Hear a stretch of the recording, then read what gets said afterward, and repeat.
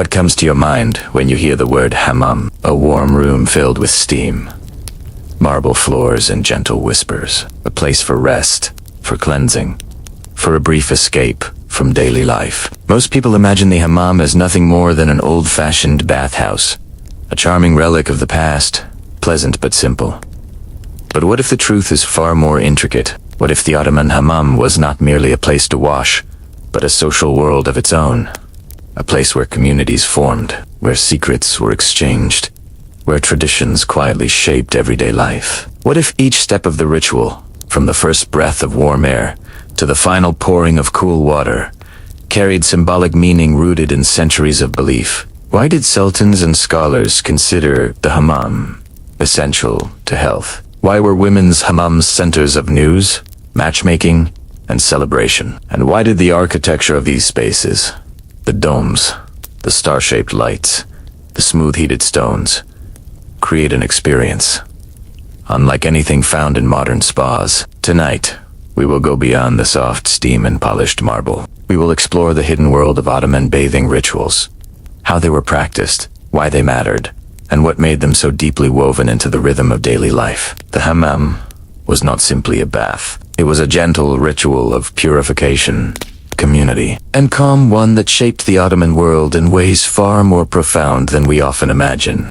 Imagine stepping into a world where time does not move in straight lines, but drifts, expands, and folds into itself like warm steam rising from stone. A world where the air is quiet enough that every breath feels meaningful, and where light enters only through tiny openings carved carefully into a dome, sprinkling the room with a constellation of soft, wandering stars. This is the first threshold of the Ottoman hammam, a place that was never meant to be hurried through, but experienced slowly, the way one might experience a long, calming exhale. For centuries, the hammam stood at the center of Ottoman daily life, not simply as a bathhouse, but as a refuge woven into the architecture of community. It welcomed the old, the young, the wealthy, the modest, travelers and locals alike. Yet everyone, without exception, began their ritual the same way, by stepping from the cool, bright world outside into a warm, muted chamber where sounds softened into gentle echoes and the body instinctively relaxed.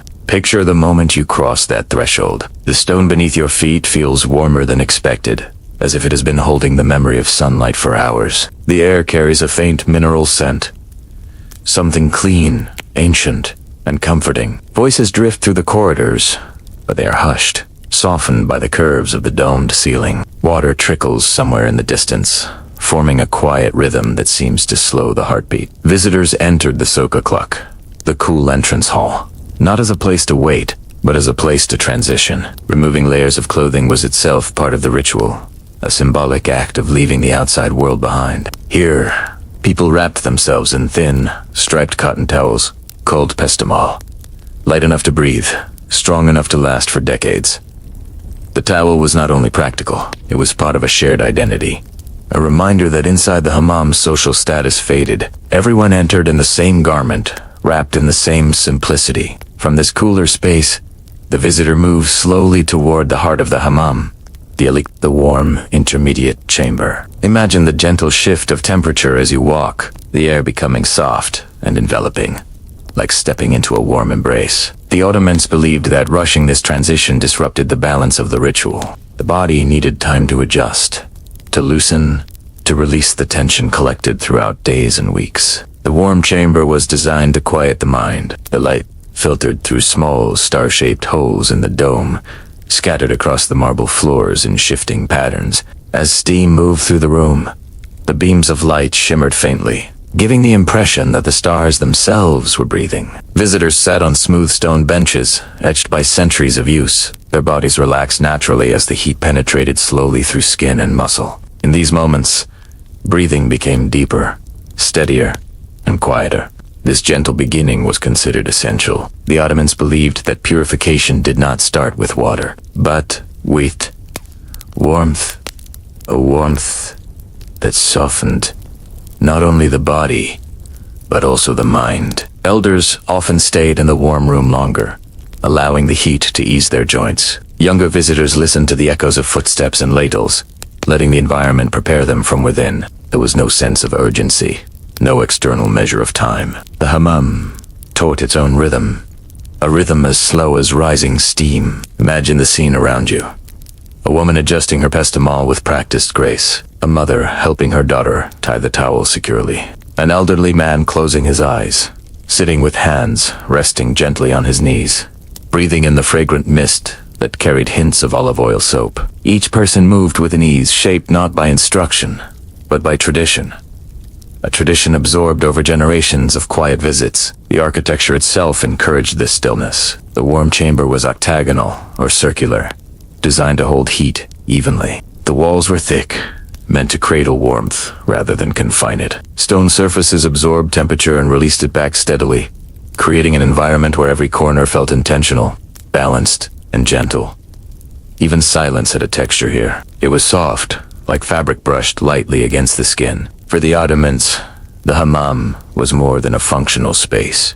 It was a continuation of their relationship with water, a relationship rooted in geography, religion, and an ancient belief that water carried not only physical cleansing properties, but symbolic meaning. They thought of water as a bridge between the earthly and the spiritual, a substance that remembered mountains, rain, rivers, and soil. To enter a hammam was, in a quiet way, to return to the natural world through warmth and steam. The ritual began long before any washing or scrubbing. The visitor first had to arrive internally, to settle into the breath, to let the warmth unknot thoughts and soften emotions. This gentle surrender prepared the body for the deeper stages of the hammam experience. For some, this early phase was the most precious. It was a rare chance to exist without demands, without tasks, without noise. A moment where the world's pressures melted into the marble floor. In women's hammams, this early stage became a time of soft conversation. Friends greeted one another with warmth, exchanging family news, advice, stories of daily life. Young brides-to-be were given gentle guidance by older women. Mothers calmed their infants with warm compresses and quiet songs. The hammam was not only a cleansing place, but a social sanctuary, especially for women whose public spaces were limited. Men's hammams carried a quieter tone, less talk, more contemplation. Travelers soaked in the warmth to relieve exhaustion. Scholars and poets used the silence to think. Artisans relaxed sore muscles after long days of work. The hammam was a communal resting place where no one needed to explain themselves. And in this warm chamber, before a single drop of water touched the skin, the ritual had already begun. After the gentle stillness of the warm chamber had prepared both body and breath, visitors slowly began to move toward the heart of the hammam. This was the core of the Ottoman bathing ritual, the place where heat gathered and deep cleansing began. But Ibn Era, nothing happened abruptly. The approach to the hieratic was intentional, like stepping deeper into a slow-moving dream. Imagine walking through a narrow archway, your steps softened by steam swirling at ankle height. As you enter, the warmth deepens in a way that feels both ancient and familiar, as if the room itself holds centuries of memory. The heat does not shock, it enfolds. It moves through the air in gentle waves, touching the skin with a steady, comforting pressure. The Ottomans designed the harad to mimic the earth's own breath, a constant, subtle warmth rising from ground to dome. At the center of the room lies the Göbektasi, the navel stone, a great circular slab of polished marble warmed from beneath. This stone is the quiet heart of the ritual. Imagine running your hand across its surface, smooth, radiant, neither too hot nor too cool. The stone holds heat the way a calm mind holds silence evenly, naturally, without strain. Visitors would lie upon it, letting the warmth seep slowly into their muscles, softening every tension they had carried into the hip. Picture yourself reclining on this warm expanse of marble. The room around you glows softly as sunlight filters through the small openings in the dome, scattering pale beams across rising steam. These beams twist and drift like threads of light, moving with the air. The echoes in the room are round and gentle, a bucket being filled, a wooden sandal brushing against stone, the rhythmic splash of water poured over a basin. Each sound becomes part of the same slow pulse. The purpose of lying on the Göbektasi was simple, yet profound. to let the heat open the body fully. Muscles release their tightness, skin softened, even thoughts loosened their grip. Heat, in Ottoman philosophy, was not just physical, it was a purifier, a soft and steady guide that prepared the body for deeper cleansing. The ritual was never hurried. Some visitors lay on the stone for 10 minutes, others for an hour. Time belonged to the warmth, not to the clock. As the body softened, attendants known as tilak for men, and nato for women, quietly observed when a visitor was ready for the next stage. They did not interrupt. They approached gently, offering a nod or a soft word, signaling that the cleansing would begin. In the Hammams culture, these attendants were not servants but guides, individuals trained to understand the body, its tension, and the delicate balance between heat and water. Before any scrubbing took place, the attendants performed a calming preliminary step.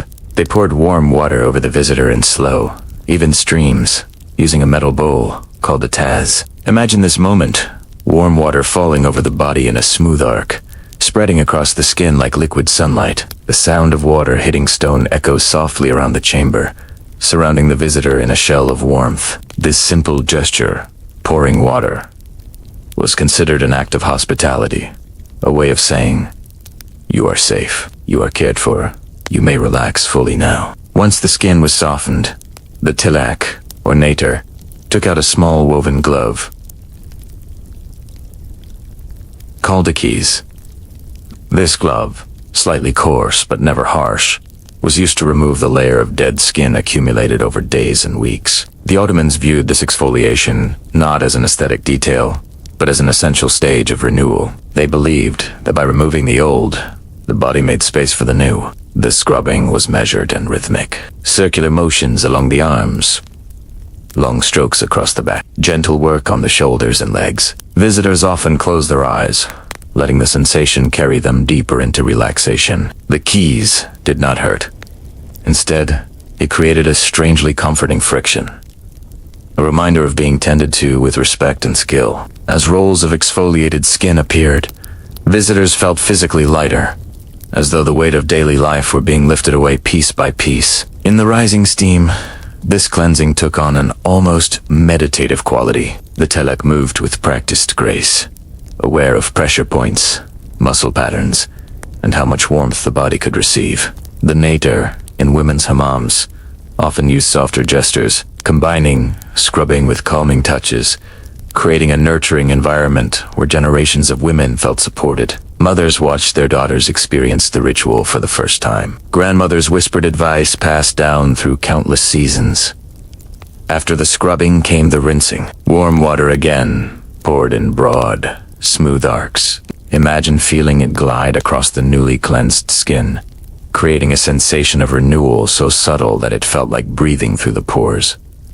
In Ottoman thought, rinsing was symbolic, washing away not just impurities, but fatigue, stress, and emotional residue. Visitors often sighed softly at this stage, as if something inside them released. Throughout this process, the room remained a quiet sanctuary. The steam softened outlines, turning bodies into gentle silhouettes. Conversations, when they happened, were unhurried and warm. The heat wrapped everyone in the same softness, making the hammam a rare place of equality. Status, titles, occupations, all dissolved in the rising steam. What remained were simply people, sharing warmth, water, and a moment of peace. Imagine now stepping off the gegek tasi, your body loose and warm, your skin smooth, your breath steady. Each step feels lighter. The marble under your feet glistens faintly with moisture. A tela cornata guides you toward a side basin where you may sit and continue rinsing,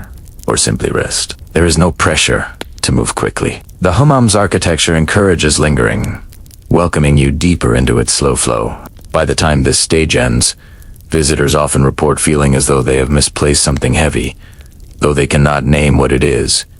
Fatigue, tension, restless thoughts, all softened, dissolved, carried away by warmth and water. And yet, the ritual is far from over. The next stages offer new textures, new scents, new sensations, each one as slow and soothing as the last. After the gentle stillness of the warm chamber had prepared both body and breath, visitors slowly began to move. toward the heart of the hammam. This was the core of the Ottoman bathing ritual, the place where heat gathered and deep cleansing began. But Ibn nothing happened abruptly. The approach to the hieratic was intentional, like stepping deeper into a slow-moving dream.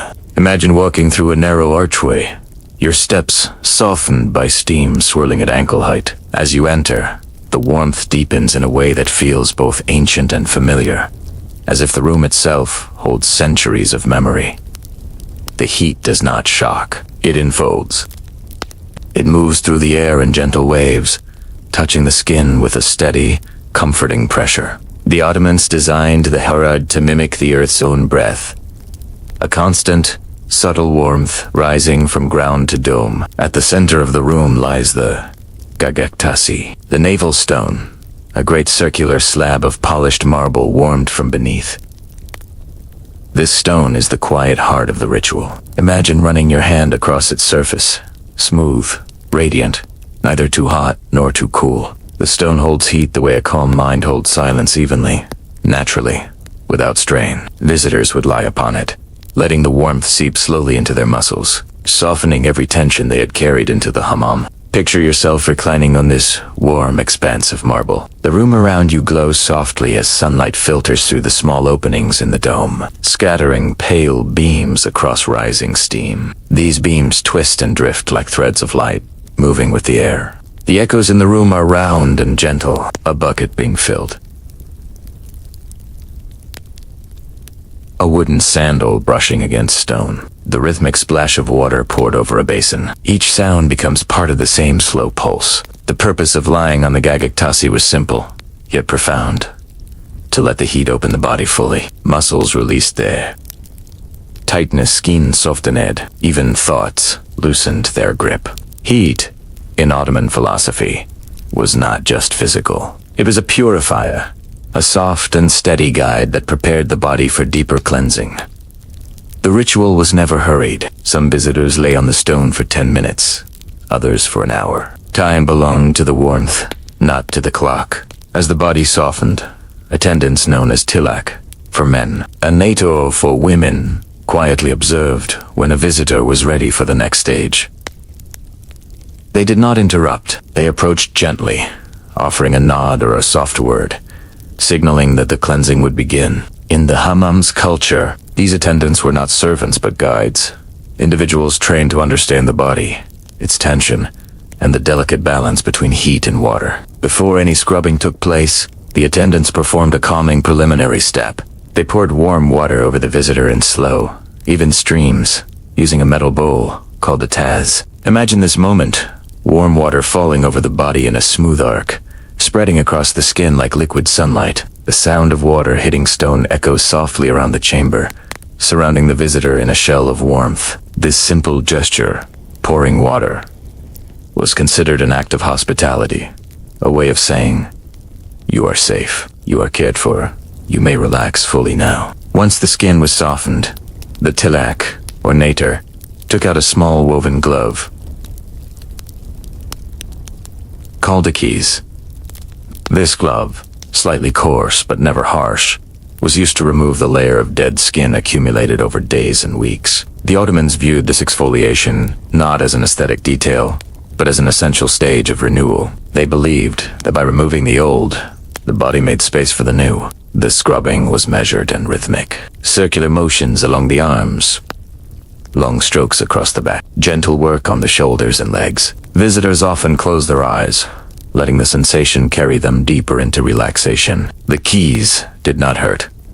Instead, it created a strangely comforting friction, a reminder of being tended to with respect and skill. As rolls of exfoliated skin appeared, visitors felt physically lighter, as though the weight of daily life were being lifted away piece by piece. In the rising steam, this cleansing took on an almost meditative quality. The telek moved with practiced grace, aware of pressure points, muscle patterns, and how much warmth the body could receive. The nator, in women's hammams, often used softer gestures, combining scrubbing with calming touches, creating a nurturing environment where generations of women felt supported. Mothers watched their daughters experience the ritual for the first time. Grandmothers whispered advice passed down through countless seasons. After the scrubbing came the rinsing. Warm water again, poured in broad, smooth arcs. Imagine feeling it glide across the newly cleansed skin, creating a sensation of renewal so subtle that it felt like breathing through the pores.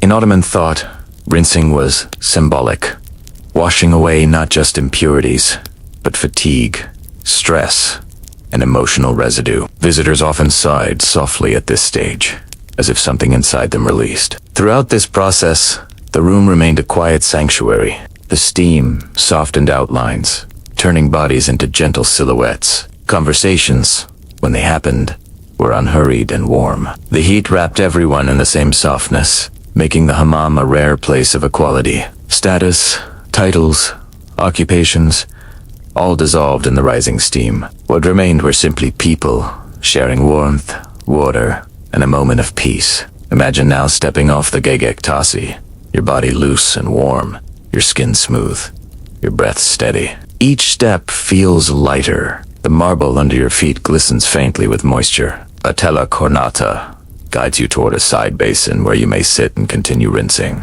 or simply rest. There is no pressure to move quickly. The hammam's architecture encourages lingering, welcoming you deeper into its slow flow. By the time this stage ends, visitors often report feeling as though they have misplaced something heavy, though they cannot name what it is.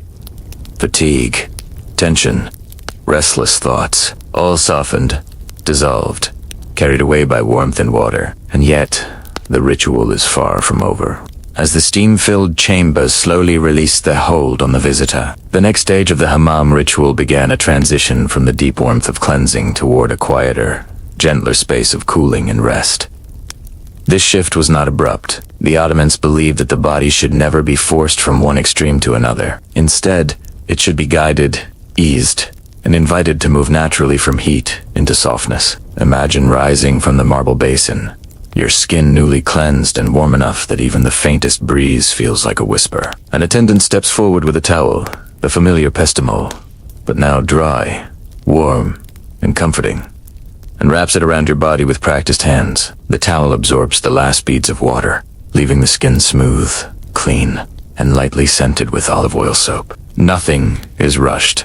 There's time for every gesture, time for warmth to settle, time for breath to slow. From the hot chambers, visitors were guided toward a room known as the Saka clock, the cooling space. Though the term can be misleading to modern ears, cooling suggests a sudden drop in temperature. But in the Ottoman hammam, this room was only slightly cooler than the warm chambers. It was designed to feel like evening air after a warm day, comforting, temperate, and calming. The transition was gentle, allowing the body to recalibrate without shock. Imagine stepping into this space. The air feels lighter, less humid. The steam thins into a soft haze. The stone floor is still warm underfoot, but no longer radiates intense heat. The room is lit more brightly, though still without harshness. Here, voices sound clearer, and the gentle dripping of water becomes a kind of slow, natural music. Visitors often paused at the doorway, taking a moment to let their senses adjust. In this cooling chamber, many rituals unfolded quietly. Attendants offered small cushions and towels for comfort. Visitors sat on low benches, allowing their bodies to recover from the intensity of the hot room. Some leaned back against the warm stone walls, closing their eyes. Others observed the room around them, the soft interplay of light on marble, the drifting tendrils of remaining steam, the movement of attendants sweeping water toward drains in slow, practiced arcs. One of the most cherished traditions began here, the ritual of pouring cool water over the wrists and face. The Ottomans believed that gently cooling the pulse points helped stabilize the body,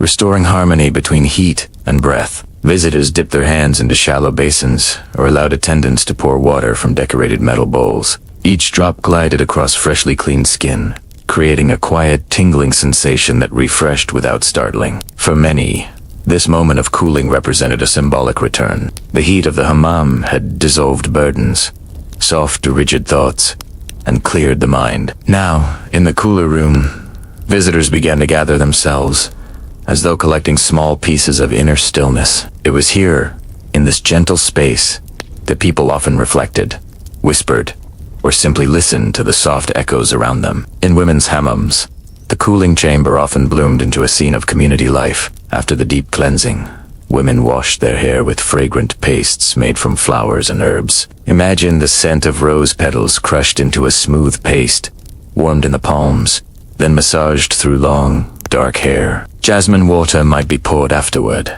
leaving a trace of sweetness that lingered for hours. Mothers combed their daughters' hair with careful, unhurried strokes. Friends braided one another's hair while exchanging stories. These were not tasks, but moments of closeness, quiet rituals of care. In men's hammams, the atmosphere was more reserved, yet equally meaningful. Men smoothed oil onto their skin, massaging their shoulders and arms to ease the last remnants of tension. Some sat silently with heads bowed, letting the cool air settle around them. Others discussed poetry, trade, or politics in low, calm voices. The hammam was one of the few places where men could speak openly, unburdened by the roles they carried outside. One of the most distinctive features of this stage was the attendant massage, offered only after the body had cooled slightly. The Ottomans believed that muscles relaxed by heat responded more deeply to massage, and that the cooling chamber provided the perfect environment, warm enough to keep the body supple,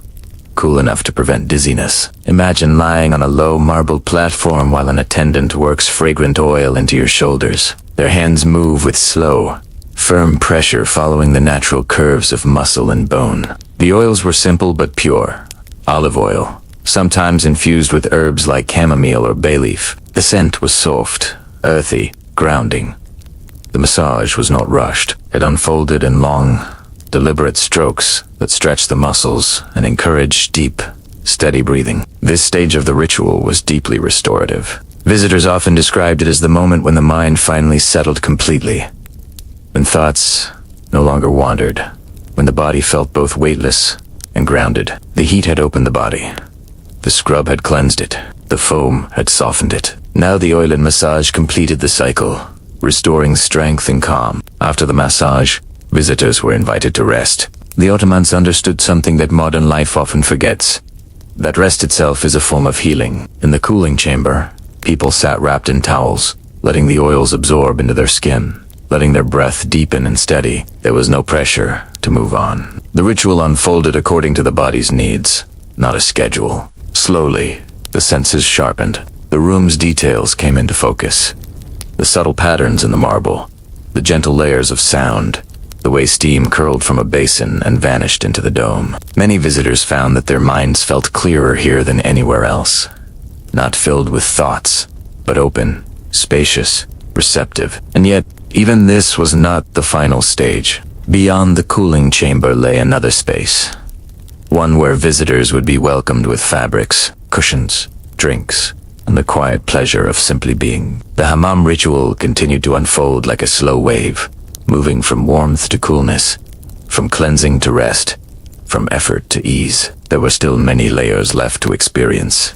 After lingering in the cooling chamber wrapped in warmth and softness, visitors were gently guided into the next stage of the hammam ritual, the relaxation. A space designed not for cleansing or cooling, but for quiet rest and renewal. This room, often called the Soya Malik, or sometimes simply the dressing hall, served as a bridge between the world of steam and the world outside. Yet, stepping into it did not feel like leaving the hammam. Rather, it felt like entering the deepest part of its tranquility. Imagine walking slowly into this room, your body warm, your skin lightly scented with olive oil and fragrant herbs. The air here is noticeably drier, but still comfortably warm. Sunlight enters through high windows, falling in soft, diffused beams that illuminate cushions, carpets, and polished wooden benches. The space feels more like a peaceful living room than a bathhouse. Every surface seems chosen for comfort.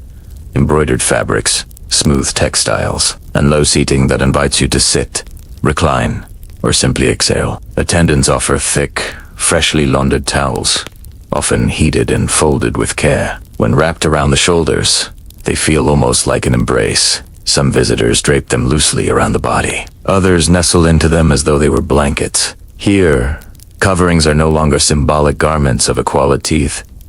They are simply instruments of comfort, allowing the body to rest fully after the sequence of heat, water, and cleansing. This room was the social heart of the hammam. After the quiet introspection of the steam rooms, the relaxation hall encouraged gentle conversation. Women gathered in small circles, exchanging stories that drifted through the space like soft music. They spoke of children, marriages, seasonal festivals, and family news. Older women offered advice. Younger ones listened with the ease of those who feel safe. The hammam was one of the few places where women of many generations gathered freely, and these moments of rest formed the fabric of their communal life. Men, too, found their own rhythms here. Artisans discussed their trade, merchants talked about caravan routes or market prices, and scholars sometimes recited poetry or reflected on philosophical questions.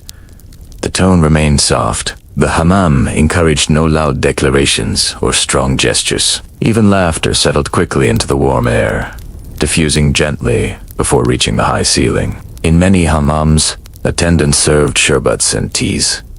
Sweet, lightly chilled drinks meant to refresh without shocking the system. Imagine holding a small glass filled with rose sherbet or tamarind drink, the coolness touching your fingertips, the sweetness settling softly on your tongue. Other visitors chose mint tea, its aroma rising gently from the cup, blending with the lingering sense of soap and steam. These drinks were not luxuries. They were part of the ritual, meant to hydrate the body after heat and to soothe the throat after steam. Food was sometimes offered as well, but always something light. Small pastries, slices of melon in summer, dates or figs in winter. The Ottomans understood that after the hammam the body was open and relaxed, not ready for heavy meals. Instead, these small offerings felt like gestures of hospitality, reminders that the hammam was as much a space of generosity as of cleansing. As visitors rested, the soundscape of the room played its subtle part. The quiet rustling of fabrics, the delicate clinking of glass cups, the low hum of conversation. Somewhere, an attendant walked across the wooden floor, their steps measured and soft. Unlike the echoing acoustics of the steam rooms, the relaxation hall absorbed sound. Everything here felt grounded, warm, and comforting. Hair care also took place in this stage of the ritual. Women brought wooden combs, rosewater, henna mixtures, and fragrant oils. Imagine the soft sound of a comb moving through damp hair, the gentle tug, the release. A mother might braid her daughter's long hair, securing it with ribbons or delicate pins. Friends combed each other's hair in a gesture of closeness, part grooming and part affection. Men applied oils to their beards or hair, massaging them into the skin with slow, deliberate movements. Barbers sometimes arrived to trim facial hair, their tools wrapped in cloth and sterilized by heat. These grooming rituals were not about appearance alone. They were a way of preparing to re-enter the outside world with renewed dignity and calm. One of the most interesting features of the relaxation hall was the private spaces within it.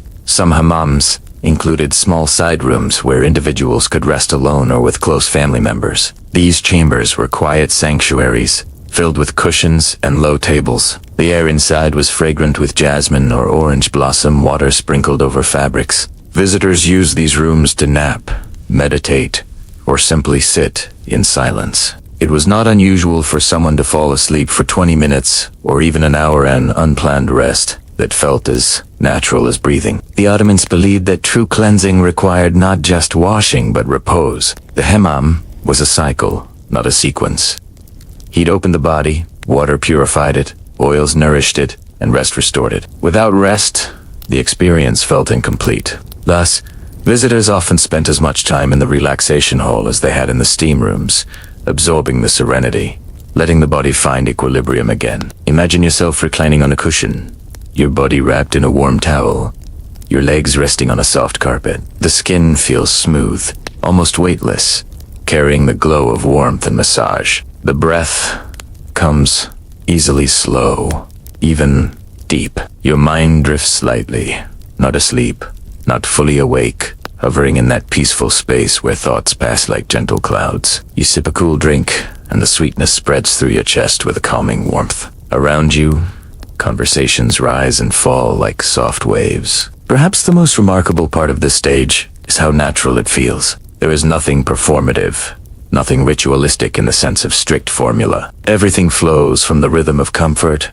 hospitality, and calm human interaction. The hammam was not a place people visited occasionally. It was part of life, woven into weekly, sometimes daily routines. These moments of rest were not indulgences, they were necessities. Visitors remained in the relaxation hall until they felt ready. Ready to think again? Ready to move. Ready to step into clothing and into the world outside. The hammam did not demand a timetable. It offered an invitation to take as long as needed. Soon, another stage would begin. Clothing would return. The world outside would call. But before leaving, there were still small rituals, quiet gestures, and moments of reflection waiting to unfold. As the body settled into the stillness of the relaxation hall, another gentle transition began, a gradual return to awareness, like drifting upward from a warm dream. The hammam did not release its visitors abruptly. Instead, it guided them step by step toward the world outside, allowing the ritual to dissolve slowly, with the same softness with which it had begun. This stage, though quieter and less visible than the cleansing or massage, was essential. It was the moment when the inner calm cultivated through heat, water, and rest took root inside the visitor, becoming something they could carry with them long after leaving the hammam. Imagine sitting on a cushioned bench, wrapped in fresh towels, the last traces of steam still warming your skin. A gentle breeze moves through the room, almost imperceptible, created not by windows, but by the movement of people and the natural circulation of warm and cool air. The breeze brushes past like a soft exhale, reminding you that the ritual is shifting into its final rhythm. Attendants move quietly through the hall, offering small bowls of scented water for washing hands or refreshing the face. These waters were often infused with rose, orange blossom, or violet petals, their fragrances light enough to soothe rather than stimulate. Imagine dipping your fingertips into a bowl of rosewater, feeling the coolness glide across your skin. It is a small gesture, but in the hammam, small gestures often carry the deepest meaning. This moment of refreshing served a symbolic purpose. The Ottomans believed that certain scents encouraged clarity of mind, preparing a person to re-enter the world with renewed grace. Rosewater was prized for its calming effect, jasmine for its gentle sweetness, mint for its quiet alertness. Each visitor chose the fragrance that felt right to them, guided by intuition rather than instruction. Hair care continued as well, especially in women's hem. After washing and combing in the cooling room, the relaxation hall became a space for drying and arranging hair. Women sat in small groups, braiding or tying their hair with ribbons brought from home. Some applied oils infused with almond or sesame, smoothing them through the strands until they gleamed softly in the warm light. Imagine the subtle fragrancy summoned rose, herbs blending with the lingering scent of soap and steam. These scents were not strong. They drifted lightly, weaving through the air like threads of memory. For men, grooming took a different form. Barbers sometimes visited the hammam to offer trims, shaves, or beard shaping. Their tool-straight razors, pumice stones, small brushes were kept wrapped in cloths and sterilized by heat before use. The barber's movements were slow and steady, designed not only for precision but for calm. A shave in the hammam was not a chore, it was an extension of the ritual, another layer of care. As the body continued to cool naturally, attendants brought out soft linen garments for visitors to change into. These garments, simple in design, were chosen for comfort and breathability. They allowed the skin still warm from the flow of the hammam to breathe. Visitors took their time dressing, adjusting each layer gently, mindful of the softness they carried within them. Meanwhile, the room itself gradually shifted. Towels were folded. Cushions were fluffed. The faint sounds of conversation receded as people grew quieter, preparing themselves to return to the outside world. And yet no one felt rushed. The hammam existed outside the usual tempo of daily life. It offered time not as something that passed, but as something that settled. In some hammams, this stage included a brief moment of solitude. Visitors who wished could step into small alcoves or side chambers with curtains drawn not for modesty, but for quiet reflection. These spaces often had low windows that overlooked gardens, courtyards, or the sky. Imagine standing in such a room, looking out at a patch of blue sky framed by stone. Birds chirp faintly. A tree sways in the breeze, After the sensory richness of the hammam, this simple sight feels profound. It is a reminder that the outer world, too, holds calmness if one knows how to see it. As part of the final ritual, attendants sometimes sprinkled the floor around visitors with lightly scented water, a gesture meant to purify not the body, but the space itself. The Ottomans saw cleanliness not as a task, but as a spiritual principle, an ongoing act that aligned the physical world with inner well-being. This gentle sprinkling represented closure, the end of the hammam's active role and the beginning of the visitor's journey back into ordinary life. Imagine now your body, warm, clean, faintly fragrant, wrapped in soft fabrics. Your skin feels smooth, as though the heat and scrubbing have polished it. Your muscles are loose. You're breathing deep. There is a clarity in your chest, a quiet opening that feels both physical and emotional. You have let go of something heavy, though you might not be able to name it, and you have gained something soft and peaceful in return. Before leaving the relaxation hall, visitors traditionally paused for a moment, acknowledging the transition. This pause was a silent gesture of final inhalation of the warm air, a final glance at the patterns of light on marble, a final gratitude for the care received. The hammam was not a place to hurry from. It was a place to leave with intention. For many, the final moments in the relaxation hall became the most memorable. It was here, after the heat and cleansing and massage, that the fullness of the experience settled in. Visitors often describe feeling as if they had stepped out of their usual selves, as the layers of worry had been washed away with the steam. They felt lighter, not empty, but open, grounded, restored. And yet, there was still one more chamber to visit before stepping outside. The dressing hall, where tea, conversation, and the slow return to the world awaited.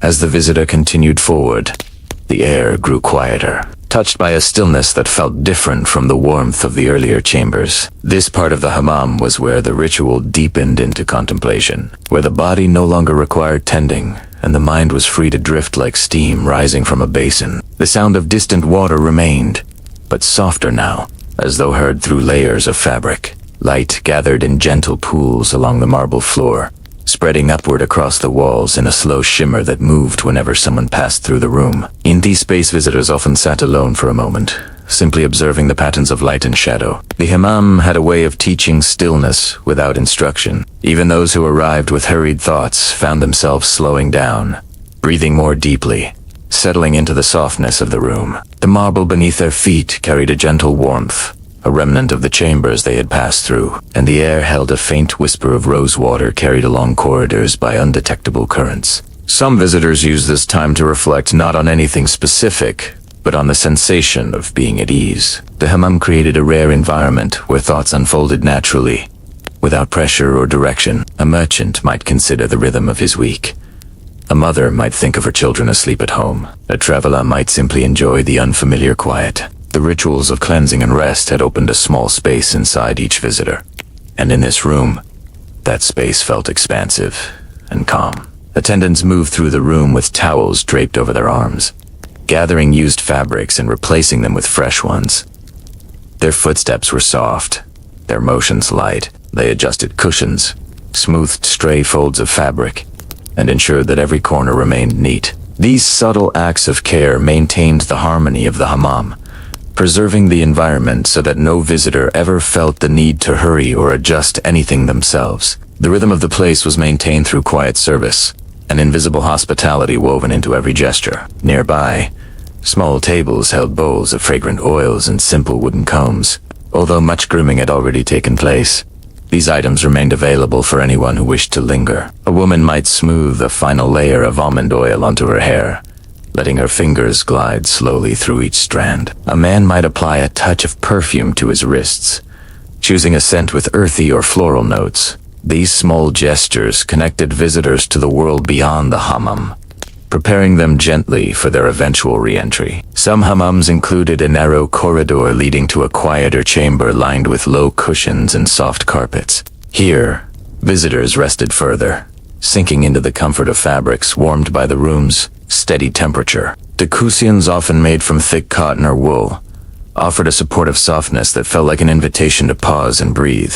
People reclined, with legs stretched out, hands resting lightly on their laps, eyes half. The mind wandered naturally in this softness, unburdened by obligations or expectations. In this quieter space, attendants sometimes dimmed the lamps or drew thin curtains over high windows. Light entered in soft, diffused beams, touching the edges of the room like a gentle dawn. Shadows pooled around the corners, giving the chamber a sense of depth and tranquility. It was easy to lose track of time here, to let the minutes stretch into something broader, something without boundaries. Visitors often described this part of the hammam as the point where they felt most connected to themselves, as though the warmth and water had washed away the noise of their lives and left only a clear, steady quiet. Occasionally, someone would be served a second cup of tea. The tea was never hot enough to feel jarring, only warm enough to soothe. Its sweetness balanced the mild dryness of the room, and the rising steam carried a calm aroma that blended with the perfumed oils. The act of drinking tea in this setting felt almost ceremonial, though not in the formal sense. It was simply a moment of integration. Warmth meeting. Warmth, calm meeting. Calm. Clothing, gathered earlier and neatly folded by attendants, rested on wooden shelves or small carved stools. Visitors approached their garments only when they felt completely ready. The process of dressing was slow and peaceful, guided by the warmth of the room and the lingering softness on the skin. Fabric slid easily across the body, touching skin that felt renewed and smooth. Everything seemed simpler, lighter. Even the weight of clothing felt softened by the ritual that had come before it. When visitors lifted their garments, they often paused, feeling the texture against their fingertips, noticing details they might have overlooked in daily life. A familiar seam, a pattern woven by hand, a clasp, polished by years of use. The hammam sharpened small sensations, making the ordinary feel gently extraordinary.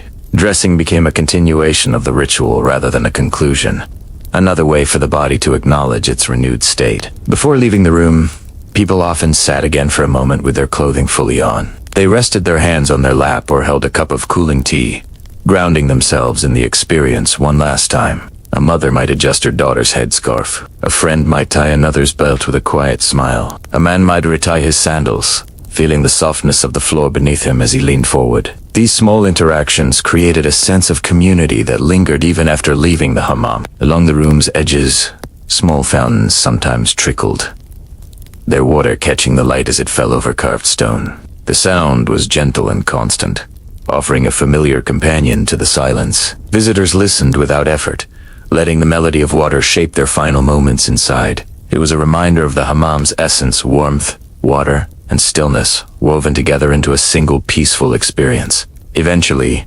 visitors rose with calm confidence, their posture lighter, their breath deeper, their steps more grounded. They carried with them a subtle glow, not only of clean skin, but of inner quiet. The hammam did not change their lives in grand ways. It simply restored them to themselves, one slow breath at a time. And as they moved toward another softly lit corridor leading outward, they brought that quiet with them, held gently inside, like a small flame protected from the wind.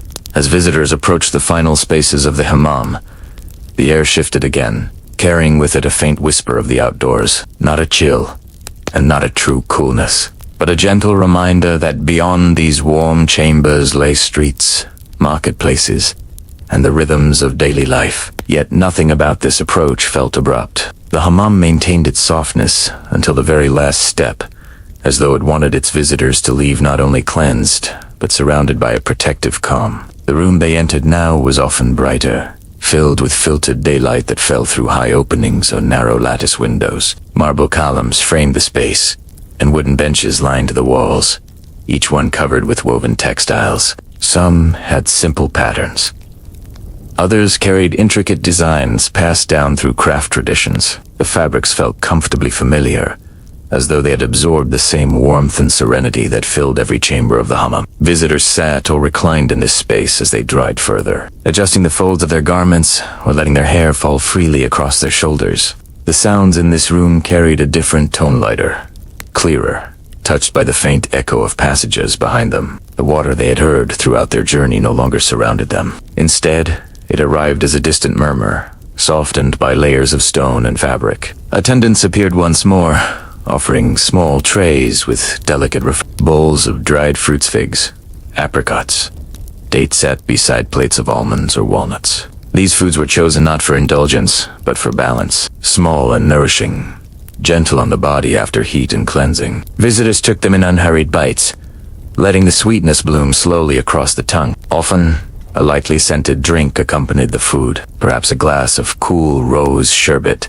its color soft and translucent, or a clear infusion of lemon and mint. The flavors felt refreshing without feeling sharp, like a small breeze passing across the surface of still water. The hammam offered these tastes as a way of easing visitors into the world outside, not by awakening the senses suddenly, but by tending to them with care. In tea space, the tone of conversation shifted once again. After the hush of the steam rooms and the gentle companionship of the resting chambers, visitors now spoke with quiet contentment. Women leaned together, discussing the fabrics in nearby markets or recalling family celebrations.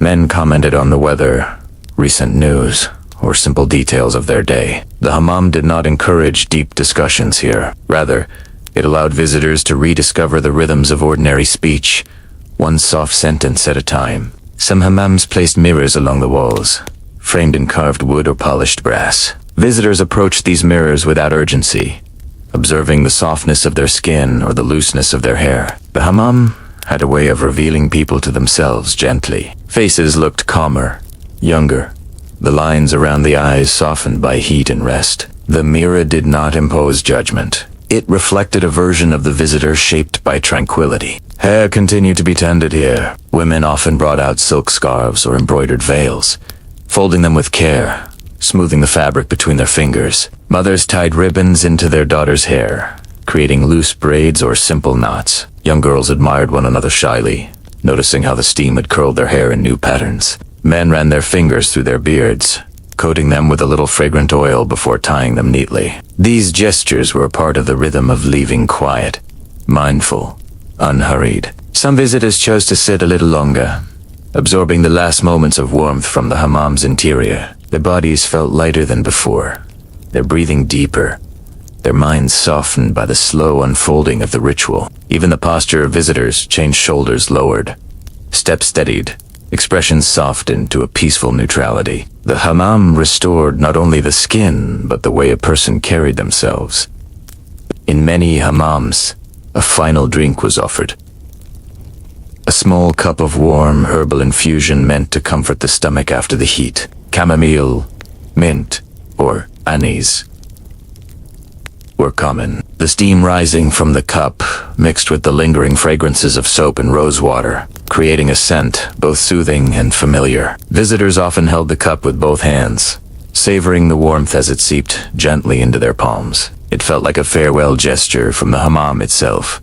Along the edges of the room, carved wooden screens created small private corners. Visitors who wished to gather their thoughts before leaving could sit behind these screens, shielded from view but still wrapped in the warmth of the hammam. Here, people sometimes tied jewelry back onto wrists or necks, fastening clasps with calm fingers. Others simply sat with eyes half closed, enjoying a final moment of quiet before returning to the outside world. Children, if present, often felt the stirring of energy returning to their bodies. They moved cautiously at first, still influenced by the peaceful atmosphere, then gradually began to smile, whisper, and shift around. Their mothers or guardians guided them gently, reminding them with a touch or a whisper to respect the calm for just a little longer. The hammam taught even the young to appreciate slowness. As visitors continued to dress, the feel of everyday fabrics against their newly softened skin became a sensation to savor. Cotton, silk, or wool brushed lightly across the body, carrying a subtle coolness that balanced the lingering warmth. Shoes or sandals slipped on easily, and the act of tying laces or adjusting straps felt strangely pleasant, another small sign that the body had been renewed. Eventually, the visitor stood fully dressed, yet somehow lighter than when they had arrived. Before moving toward the exit, many paused once more, letting their gaze drift across the room. The benches, the cushions, the trays of fruit, the soft patterns of light, all of it gathered into a single impression of peace. It was common for visitors to take one last slow breath here, not as a goodbye, but as a way of carrying the hammam's calmness outward. The door leading beyond this room opened into a corridor filled with muted light. It was neither dark nor bright. It welcomed the visitor forward without urgency. The air held the faintest hint of the outdoors, mingling with the warmth that clung gently to the skin. And as the visitors stepped across the threshold, the shift felt subtle, not a departure, but a continuation of the quiet that had settled within them. Their movements were slower, their shoulders looser, their faces serene. The hammam remained with them in softness, long after they had begun to leave its walls. As visitors stepped into the corridor leading outward, the atmosphere shifted once again, but only by a fraction. The warmth of the hammam still clung to the air, yet a faint coolness began to weave through it, like a subtle reminder that the world beyond waited patiently. The corridor walls were smooth marble, pale and softly veined, reflecting a muted light that made the passageway feel calm and sheltered. There was no rush here, no sense of a ritual ending, only the gradual unfolding of the next quiet moment. Along the corridor, wooden pegs lined the walls, some holding garments or small bundles visitors had brought with them earlier. The wood had darkened with age, its surface polished by countless hands over centuries. Visitors reached for their belongings gently, as though handling pieces of a life they were returning too slowly. A shawl draped over a shoulder, a pair of sandals adjusted, a belt tied loosely. Each action carried a softness born from the hammam's lingering influence. The corridor opened into a broad, bright room, sometimes a courtyard enclosed by high walls, other times an indoor hall filled with tall windows. This was the place where the hammam merged most clearly with the world beyond. Light poured into the space more freely than in any other chamber. It spilled across the stone floor, illuminating patterns left by centuries of footsteps. Trees or potted plants might stand in corners, their leaves catching the sunlight in irregular flickers. Birds sometimes perched on window ledges, bringing in faint traces of outside sound. Visitors gathered here in small clusters. Some sat on benches, adjusting garments or arranging their hair. Others lingered near fountains that formed as centerpieces of many hammam exits. These fountains sang softly, water trickling over carved stone basins and delicate streams. The sound was soothing and familiar, echoing faintly through the hall, but never overwhelming. It was as though the hammam wished to give its visitors a final reminder of the gentle water that had accompanied their entire journey. Children often gravitated toward these fountains, dipping fingers into the cool water with quiet fascination. They stared at their own reflections wavering in the shallow basin, the movement of water making their faces appear softened and dreamlike. Their guardians observed them with fond patience, knowing that these last moments inside were as important as the first. The child's curiosity, the elder's calm, the soft blend of water and light. All these details created a lingering harmony. Attendants remained present, but moved discreetly, collecting towels, straightening mats, and making sure visitors had everything they needed. They carried an air of practiced stillness, their steps so unobtrusive they seemed almost part of the architecture. A gentle nod, a soft smile, a gesture toward the exit. Each motion expressed quiet respect for the visitor's state of calm. They did not hurry anyone. They allowed each person to leave when the body felt ready. As visitors lingered in this half-outdoor, half-indoor space, they became aware of a subtle transformation. Their senses, softened by the heat and stillness of previous chambers, began to awaken slowly. Sounds sharpened gently. The splash of water, the rustle of cloth, the distant hum of the world outside. Colors grew slightly more vivid. The deep green of a plant, the worn red of a cushion, the soft blue of the sky glimpsed through a high opening. It was not a return to ordinary perception, but a gentle blending, as if the hammam were handing them back their senses one by one. Those who had come with companions often exchanged quiet smiles or soft words, acknowledging shared comfort. Families gathered their things calmly, mothers tying scarves around their daughters' heads or straightening the collars of sons. Friends brushed lint from one another's shoulders, adjusting garments with tender precision. These gestures held significance. They were extensions of the care the hammam embodied, forming a bridge between its warmth and the outside world. Some hammams offered a final touch of hospitality here. A bowl of fruit might be placed on a table, slices of orange, small clusters of grapes, or a few ripe figs. Visitors could take a piece if they wished, savoring the coolness and sweetness as a gentle farewell flavor. In certain regions, dried petals or herbal powders were sprinkled lightly in bowls, and visitors brushed a little onto their wrists or necks as a final fragrant note. These fragrances stayed with them long after they stepped outside. As people moved closer to the exit, the sounds of the street began to murmur faintly. The distant call of merchants, the clop of hooves, the familiar rhythm of daily life waiting beyond the hammam walls. Yet instead of feeling jarring, these sounds blended softly with the calm inside, as though the hammam had softened even the outside world's edges. Visitors approached the door slowly, feeling the gentle shift of air on their faces. The outside breeze touched the skin differently now, lighter, cooler, carrying the sensation of freshness that only follows profound warmth. Before stepping out fully, many paused at the doorway. Their hands rested briefly on the wooden frame, their eyes drifting across the courtyard of the street beyond. They did not look back into the hammam because they needed to. They looked because the moment felt naturally significant. It marked a quiet threshold, not between rooms, but between states of being. The hammam had washed away tension, worn edges, heavy thoughts, and replaced them with ease, so subtle it seemed to settle into the bones. With a final inhale, warm, fragrant, steady, visitors stepped forward. The outside sunlight touched their faces, brighter than the filtered glow inside, yet strangely soft. The air carried scents of markets, earth, and movement, but the inner stillness remained. Their steps felt lighter on the ground, their breathing deeper, their eyes calmer. The body carried the warmth of stone and water. The mind carried the memory of steam and silence. And as they moved down the street or across the courtyard, the quiet glow of the hammam lingered behind them like a warm hand resting gently on the back, guiding them peacefully into the rhythm of the day. Stepping outside the hammam did not dissolve its effects. Instead, the warmth seemed to follow visitors like a soft echo, lingering beneath their clothing and along their skin. The air beyond the doorway felt different now.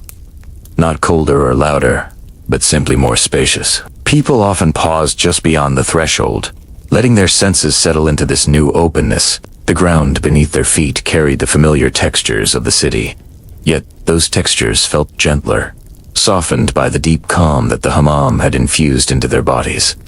Streets near hammams often held their own kind of quiet, especially in the morning or late afternoon. Shops slowly opened, lanterns flickered in shaded doorways, and merchants arranged baskets of fruit or bundles of herbs in neat rows. The scent of baked bread drifted from nearby ovens, mingling with the faint sweetness of molasses and honey. Visitors walking away from the hammam carried a subtle glow, one that others could recognize even at a glance. A looseness of step, a softness around the eyes, a quietness in the way they held themselves. Some paused at fountains built outside the hammam walls. These fountains, crafted from carved stone or smooth marble, offered cool water flowing slowly through narrow spouts. Visitors leaned forward, cupping their hands to take a sip or splash their faces gently. The water tasted different now, clearer, more refreshing, because the body had been cleansed so thoroughly. Even the act of drinking felt deliberate and calming, as though the hammam had taught the body to move with greater care. Along the streets, small cafes or sherbet sellers often stood ready to serve those leaving the bath. A man might sit on a wooden stool, sipping a mild, sweetened drink and watching the quiet bustle of the day. A woman might share a small plate of pastries with a companion, the flaky crust dissolving easily on her tongue after hours spent in warmth and steam. These simple pleasures felt amplified after the hammam, as though the senses had reopened to the world with greater sensitivity. The hammam was not just a place of cleansing. It was woven into the fabric of community life. Weddings, births, festivals, and family gatherings were often preceded by a visit to the bath. Brides and their friends would go together, turning the experience into a day of laughter, storytelling, and shared preparation. Mothers brought their daughters to mark important transitions, while elders visited regularly to ease the joints and calm the spirit. The ritual, performed weekly or even daily, became a quiet pulse that steadied the rhythm of Ottoman society. In larger cities, entire neighborhoods grew around Hammam. Streets filled with baskets of fresh towels, bundles of firewood, jars of oils, and trays of herbal soaps. Artisans specialized in crafting the wooden sandals worn inside the bath, their rhythmic tapping echoing through workshops. The hammam supported a network of crafts and trades that extended far beyond its doors, creating a delicate balance between practical needs and cultural expression. Inside homes, the hammam influenced daily routines. Families used rosewater, lavender sachets, and small basins to recreate fragments of its comfort. Parents taught children to wash slowly and mindfully, echoing the gentle rituals experienced in the great marble chambers. Even those who could not visit the hammam frequently still felt its presence through the customs and scents that lingered in ordinary household life. Visitors walking home after their time in the hammam often felt unusually attuned to the world around them. Trees seemed greener, shadows softer, the flow of people more fluid. A gentle warmth settled into their limbs, relaxing them long after the heat had faded. This sensation was not simply the result of physical cleansing. It was the effect of hours spent in spaces designed with deep intention. Spaces built to align the human body with the quiet rhythms of water, stone, and breath. In villages, people sometimes walked barefoot for a short distance, after leaving the hammam, letting the earth cool the soles of their feet. The ground felt firm, textured, and grounding, reconnecting them with nature in a way that felt instinctive. Their steps grew slower, not from fatigue but from a lingering desire to remain in the calm they had just experienced. Children ran around them, their laughter soft and unhurried. Even their energy felt shaped by the hammam.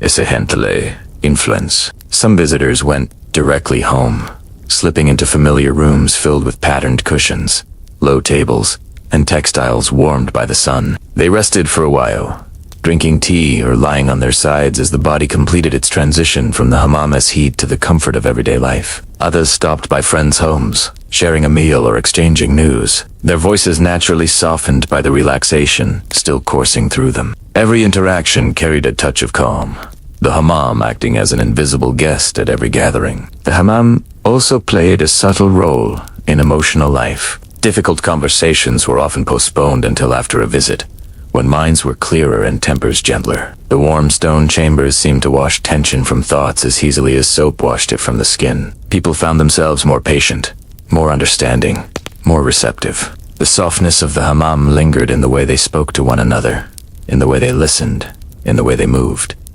Even work felt different afterward. Craftsmen returned to their shops with steadier hands, ready to carve, stitch, or polish with renewed focus. Merchants greeted customers with warmth, their voices touched by the calm they had absorbed. Farmers moved through their fields more lightly, feeling refreshed from the inside. The hammam's influence seeped quietly into the structure of daily tasks, smoothing the edges of labor and bringing a sense of balance to routines. And for many, the memory of the hammam remained strongest at night. As they lay in bed, the warmth still clinging faintly to their skin, they felt a deep sense of restfulness. Muscles yielded easily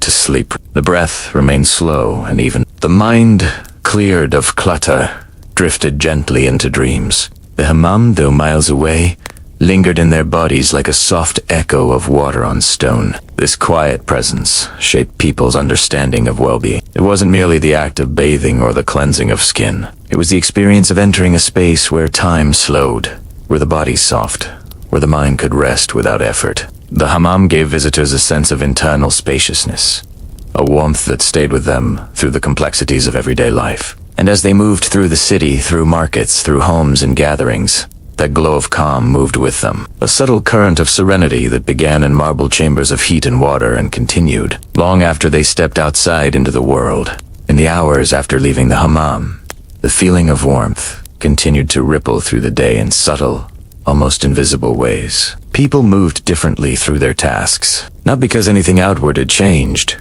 but because something inward had softened. The gentle clarity that came from warmth and steam lingered beneath every small action. Even simple routines, opening a window, arranging dishes, sweeping a courtyard felt smoother, quieter, touched by a calm that seemed to settle deep within the body. For many, the hammam shaped the entire rhythm of the week. Days were marked not only by work or prayer, but by when one last visited those warm chambers. The memory of heat guided sleep, restored appetite, and nurtured a sense of ease that carried through conversations and interactions. A neighbor might greet another with a softness in their voice that echoed the stillness of the bath. A child might rest their head against a warm cushion, feeling the calm their mother brought home. These were not spoken rituals, but lived ones, woven naturally into the life of each household. Inside homes, the atmosphere after a hammam visit often felt different. People tended to lower their voices slightly, as though their bodies remembered the acoustics of the steam-filled rooms. The sounds of cooking, of water poured into earthenware bowls, of footsteps crossing wooden floors, all seemed softened by that lingering inner warmth. A sense of gentle order settled into domestic life. Meals tasted fuller, not because of new ingredients, but because the body was relaxed and receptive. Families often set aside a short period of rest after returning from the hammam. Some lay down on cushions arranged beneath low windows that let in filtered light. Others sat cross-legged on woven mats, sipping tea or sherbet, letting the warmth of the drink settle into their stomachs. Children curled beside their elders, their hair still carrying faint scents of soap and rosewater. This quiet time was not a rule, but a natural continuation of the ritual, a way for the body to complete the transition from the hammam's embrace to the comforting familiarity of home. In towns and villages, one could often see a shared rhythm on hammam days. Streets felt calmer in certain hours, as people moved more slowly, their steps less hurried. Merchants took their time arranging goods. Artisans polished tools with a steadier hand. A quiet patience drifted through the marketplace. Even animals seemed attuned to the softness. Cats stretched lazily in the sun, and dogs wandered through alleyways with unbothered ease. This slow unwinding was not simply an emotional effect. The hammam influenced the physical body in ways people understood intuitively. Muscles loosened, breathing deepened, circulation improved. Sleep that night arrived with a rare heaviness, the kind that comes only when the body has been truly cared for. And when morning arrived, the sense of renewal remained, subtle yet unmistakable. For elders, the hammam brought a comfort that could not be easily described. Their joints, stiff from work or age, found relief in the warmth of the marble stone. Their minds, often preoccupied with daily responsibilities, found ease in the slow, rhythmic rituals of washing, steaming, and resting. Many spoke of feeling years younger after a visit, not in the sense of energy, but in the return of an inner lightness, a sensation of being gently untangled. Women often carried the hammam's influence into their social circles. After the visit, they gathered in each other's homes, sitting with relaxed posture, sharing stories with softened laughter. Their hair, freshly braided or left loose, held the scent of the day's oils and soaps. Their skin glowed faintly, warmed by the heat that had seeped into it. These gatherings felt more peaceful, more intimate, as though the hammam had opened a shared space inside them where conversation flowed without the weight of worry. Men, too, found the experience shaped their interactions. Discussions at cafes became less tense, more reflective. The hammam offered a rare moment of vulnerability, even if unspoken, a place where strength was set aside for warmth, where dignity wore the softness of steam instead of the sharp edge of labor. When they returned to their days, men carried with them a loosened steadiness, a quieter strength, not defined by tension but by ease. The hammam's influence extended into community celebrations. Before weddings, brides and their closest companions visited the bath as a gesture of purification and bonding. The laughter that arose in those chambers, echoing softly against marble, wove itself into the bride's memories of the day. Before festivals, families visited together, emerging with renewed energy and brightness. Even moments of mourning were touched by the hammam. The cleansing served as a gesture of renewal, a way to comfort the heart through the body. Visitors returning home often lit small lamps or incense, letting gentle fragrances fill the rooms. The scents, sandalwood, amber, rose, blended subtly with a lingering smell of soap on their skin. The home, warmed by this mixture, felt like an extension of the hammam's atmosphere. Curtains swayed softly in the breeze, casting delicate shadows. A teapot steamed quietly on a tray. Even silence felt alive, filled with the memory of echoing chambers and flowing water. As the day continued, subtle changes revealed themselves. Tasks that normally felt heavy seemed oddly light. Conversations flowed more easily. Tension dissolved from shoulders and brows. People found themselves smiling at small things. A warm patch of sunlight, a familiar tune drifting from a neighbor's window, the sound of their own footsteps on a courtyard floor. The hammam had loosened the knots inside them, freeing space for appreciation and gentleness. Even children sensed the shift. They played more calmly, their movements slower, their tones softer. They sat close to their elders, listening to stories or leaning against familiar shoulders. The warmth of the hammam seemed to settle into the family, connecting generations through a shared sensation of comfort and release. As evening approached, the body remembered the hammam's sequence of warmth and cleansing. The skin still carried traces of fragrance. The muscles still felt supple. The breath still moved easily. When night finally fell, sleep came quietly and deeply. People rested in a way that felt complete.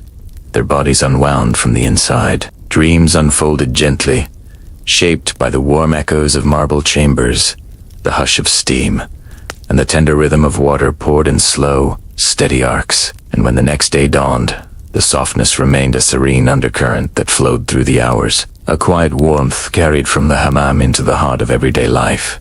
As days passed after a visit to the hammam, the warmth that once wrapped itself around the body gradually softened into memory. Yet it remained in subtle ways, coloring moments with quiet brightness. People often noticed it in the simplest gestures.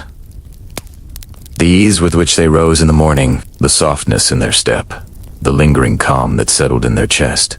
The hammam was never just a physical space. It was a way of resetting the body and mind, a gentle turning of an internal wheel that brought everything back into balance. The memory of heat lingered, especially in the muscles. Those who worked long hours felt that their bodies held a noose. Artisans bending over their tools found they could move more smoothly. Farmers tending fields felt a deeper comfort in their joints. Even the elderly, for whom movement often came with stiffness, sensed a kind of renewed familiarity with their own limbs. The hammam seemed to have reminded the body of a state it had long forgotten.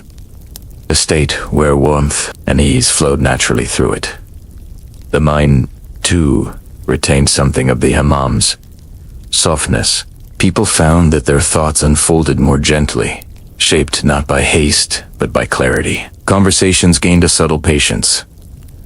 Conflicts softened at the edges. The quiet they had absorbed inside the marbled rooms remained like an undercurrent beneath their daily tasks, helping them navigate life with steadier breath. Even in moments of challenge, the mind remembered the sensation of steam rising slowly toward a domed ceiling, and tension loosened before it could take root. For many, the hammam shaped how they approached their own well-being. It served as a reminder that caring for the self did not need to be indulgent or elaborate. It could be simple, rhythmic, rooted in warmth and water. People carried this awareness into their routines, soaking their feet in warm basins after long days, massaging olive oil into their hands before bed, washing their face slowly with scented water in the morning. Each gesture echoed the hammam's lessons in miniature, offering small pockets of tranquility within the rush of daily life. In communities, these habits created shared patterns of care. Families encouraged one another to rest, to pace themselves, to take brief pauses throughout the day. Mothers smoothed their children's hair with quiet patience. Fathers taught their sons how to wash gently,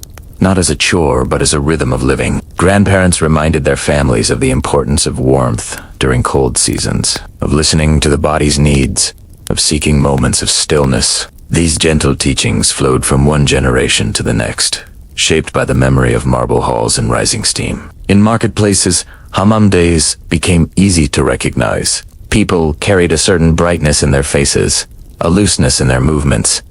Vendors greeted customers with softened voices. Neighbors stopped to exchange brief, warm greetings. Even the pace of trade felt more patient. It was as though the entire community breathed differently after the hammam, slower, deeper, kinder. And when groups of friends left the bathhouse together, their laughter drifted gently through the streets, never loud, never abrupt, but carrying the warmth that had settled inside them. The hammam was also a place where moments of human connection became especially meaningful. Women often spoke of friendships strengthened inside those warm walls. Friendships built over shared rituals, shared stories, and shared silences. The intimacy of helping one another wash, braid hair, or wrap towels fostered a sense of trust that extended far beyond the hammam. These connections shaped their communities, becoming part of the social fabric that supported women throughout their lives. For men, the hammam provided a rare space where vulnerability and relaxation were not only accepted but expected. Inside the hammam, strength was expressed through softness, through allowing the body to rest, through accepting care from attendants, through releasing the weight of work and responsibility. Afterward, men returned to their routines with a quiet confidence, grounded rather than hardened, calm rather than tense. Travelers who arrived from distant regions often found the hammam to be one of the most welcoming aspects of Ottoman cities. After days on the road, they stepped into the warm chambers and felt the fatigue melt from their limbs. The rituals universal, in their gentleness bridged language and culture. Even those unfamiliar with local customs found themselves guided naturally by the rhythm of the space. Shedding the dust of travel, breathing in the steam, resting on warm stone, emerging with renewed strength. Travelers wrote home about these experiences, describing the hammam not as a bathhouse, but as a sanctuary. Within families, hammam visits often became rituals, marking important transitions. A child's first visit was treated with celebration and care. Parents guided their young ones into the warm rooms, showing them how to pour water gently, how to sit on the warm stone, how to listen to the echoes. The child learned not to fear the warmth, but to trust it, to find comfort in its embrace. Elders watched these moments with smiles, seeing their own childhood memories reflected in new faces. Before weddings, entire circles of women accompanied the bride for a special hammam visit. The chambers filled with soft singing, delicate perfumes, and laughter that echoed lightly through the steam. The bride's hair was washed with fragrant herbs, and her skin polished with gentle scrubbing. She emerged glowing, not from decoration, but from the deep calm that the hammam cultivated. It was believed that entering marriage with a clear mind and relaxed body brought blessings to the new household. Even in somber times, the hammam offered quiet solace. After periods of loss or grief, people sometimes visited the bath to soothe their spirits. The warmth wrapped around them like a comforting hand, easing the heaviness inside. Silence became a companion, and water carried away the dull ache of sorrow, if only for a while. These visits did not erase pain, but they offered rest, a chance for the heart to breathe again. The hammam influenced the seasons as well. In winter, people sought it to escape the cold, to warm their bones, to find refuge in steam when winds blew through narrow alleys. In summer, the hammam provided a different relief. The cool water basins, the gentle ventilation of domed ceilings, the shaded resting rooms. Each season shaped the hammam experience differently. Yet each visit carried the same core warmth.com and a deep sense of renewal. As people moved through their days, they carried these quiet gifts forward. The hammam's warmth became part of their posture. Its silence shaped the way they listened. Its rhythm softened the way they spoke. Even long after the steam had faded from their skin, the essence of the hammam lingered gently within them, settling like a steady heartbeat beneath the surface of life. As months and years passed, the hammam remained a steady presence in people's lives, a rhythm woven through the weeks, like the gentle pulse of a familiar song. Its marble chambers stood quietly at the heart of towns and cities, neither imposing nor understated, simply waiting with the same patient warmth that had greeted countless generations before. For many, the hammam was one of the few places that never changed, even as the world outside shifted with new seasons, new challenges, and new stories. People grew older while the hammam remained constant. Children who once clung nervously to their mother's hands during their first visit eventually returned as adults, guiding their own children through the same warm chambers. With each visit, memories accumulated quietly. The feel of stone warmed by hidden fires, the echo of water splashing into basins, the scent of olive oil soap carried on rising steam. These sensations formed a thread that connected one stage of life to another. Elders often spoke of how the hammam marked time in a way no clock or calendar could. The seasons revealed themselves in the flow of visitors. In winter, the rooms filled with people seeking relief from cold winds. In summer, the warm marble seemed to hold the essence of the sun, inviting a different kind of rest. During harvest, farmers arrived with the scent of fields still clinging to their clothing. During festivals, the chambers filled with families preparing for celebrations. The hammam felt alive, not in movement, but in the steady presence it offered, reflecting the life of the community. Inside, the architecture carried a wisdom shaped by centuries. The domed ceilings, with their small openings carved like stars, caught sunlight and moonlight in equal measure, scattering it into the steam below. The marble retained the memory of warmth, holding it gently even after fires dimmed. The basins, carved from single blocks of stone, wore smooth the places where countless hands had rested. Every part of the hammam bore subtle marks of human presence, soft over time until they became indistinguishable from the structure itself. This enduring quiet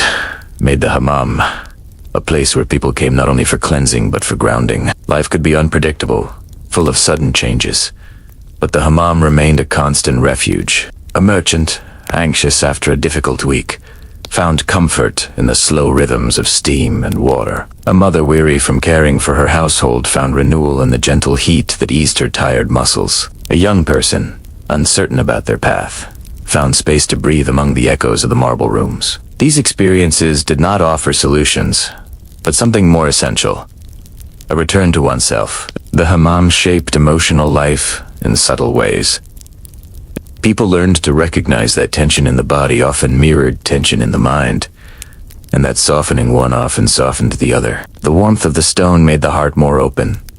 The slowness of the ritual encouraged patience. Even the act of pouring water in measured, gentle arcs became a lesson in how to move through the world. The hammam taught that care could be simple, that relaxation did not require luxury, and that renewal was not an indulgence, but a necessity. Conversations inside the hammam also shaped this sense of connection. The echoing chambers created a natural intimacy, encouraging voices to soften and thoughts to unfold without haste. Women shared stories that they would not speak elsewhere, bound by the quiet trust formed through shared rituals. Men discussed their worries or hopes in tones that felt lighter after the warmth had loosened their tension. Young people listened and absorbed the wisdom of elders, learning not through lectures, but through gentle presence. Sometimes, silence held its own meaning. Two friends might sit side by side on the warm stone without speaking for long stretches, finding comfort in nothing more than the slow rise of steam and the steady rhythm of their breathing. Elders rested with eyes closed, their hands folded in their laps, letting memory and sensation mingle. Silence inside the hammam was never empty. It was a soft space where thoughts settled like dust on still water. The hammam also played its part in marking the major transitions of life. Before a child's naming celebration, families visited to prepare with warmth and care. Before engagements and weddings, groups gathered to bless and beautify the bride or groom. Before long journeys, travelers washed with slow intention, seeking clarity and protection in the ritual. After the trials of illness, the weak returned when they were strong enough, finding strength in the soothing heat and gentle hands of attendants. Even after times of sorrow, people sought the hammam to ease the heaviness inside them, allowing warmth to comfort what words could not reach.